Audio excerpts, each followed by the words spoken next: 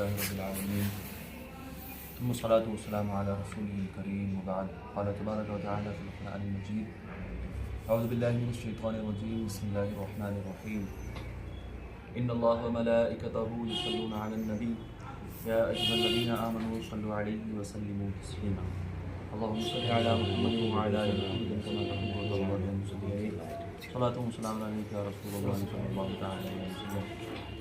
گرامی، میں آپ سبھی کا شکر گزار ہوں کہ آپ سب نے اپنا قیمتی وقت ہمیں دیا۔ اللہ رب العزت کی بارگاہ میں دعا ہے کہ ہمارے اس محفل کو قبول فرمائے۔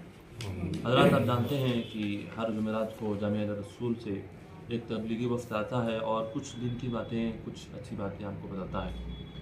اس کے پچھلے ہفتے جو ہم آپ کے سامنے آئے تھے، وہ جو ہمارا موضوع تھا وہ ریا اور سما کا بیان تھا۔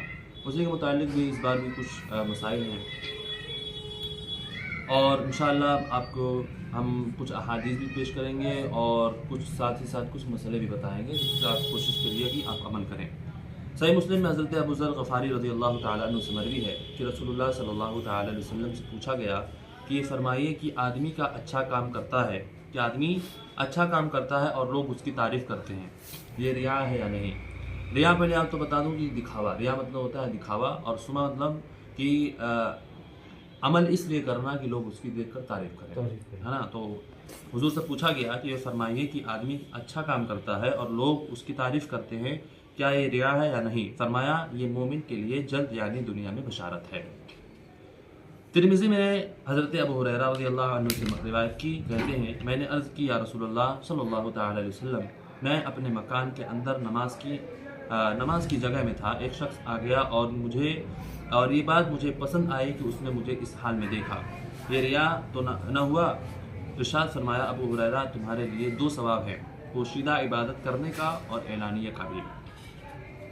یہ اس صورت میں ہے کہ عبادت اس لیے نہیں کی کہ لوگوں پر ظاہر ہو اور لوگ عابد سمجھیں، عبادت خالص اللہ کے لیے ہے۔ عبادت کے بعد اگر کچھ لوگ پر ظاہر ہو جائے، اگر بات لوگوں پر ظاہر ہو گئے اور طبعاً یہ بات اچھی معلوم ہوتی ہے کہ دوسرے نے اچھی حالت پر پایا، اس طبعی مسرت سے ریا نہیں۔ پچھلے ہفتے ہم آپ کو آئے تھے تو بتائے تھے کہ جو آدمی شروع سے ہی خالص جیسے نماز پڑھے تو جب نیت کرے تو اسی نیت سے کرے کہ ہم دوسرے کو دکھائیں، دوسرا ہم سے اچھا دیکھے تو اچھا کہے، نیک کہے، تو یہ اس پر ثواب نہیں ملتا۔ لیکن آپ کی نیت نہ تھی، آپ خالص نیت سے خالص للہ نماز ادا کر رہے تھے، لیکن کوئی بیچ میں آ گیا، ہے نا، تو یہ ریا نہیں ہے۔ یہ اس صورت میں ہے کہ عبادت سے نہیں کی کہ لوگوں پر ظاہر ہو اور لوگ عابد سمجھے، عابد خالص اللہ عز و جل کے لیے ہے۔ عبادت کے بعد اگر لوگوں پر ظاہر ہو گئی اور طبعاً یہ بات اچھی معلوم ہوتی ہے کہ دوسرے نے اچھی حالت پر پایا، اس طرح مسرت سے ریا نہیں۔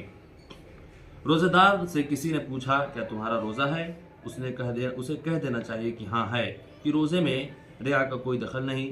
یہ نہ کہے کہ دیکھتا ہوں کیا ہوتا ہے، یعنی ایسے الفاظ نہ کہے جن سے معلوم ہوتا ہو کہ یہ اپنے روزے کو چھپاتا ہے، کہ یہ بے وقوفی کی بات ہے کہ چھپاتا ہے، مگر اس طرح چھپاتا ہے کہ جس سے اظہار ہو جاتا ہے۔ یہ منافقین کا طریقہ ہے کہ لوگوں کے سامنے وہ بتانا چاہتا ہے کہ اپنے عمل کو چھپاتا ہے۔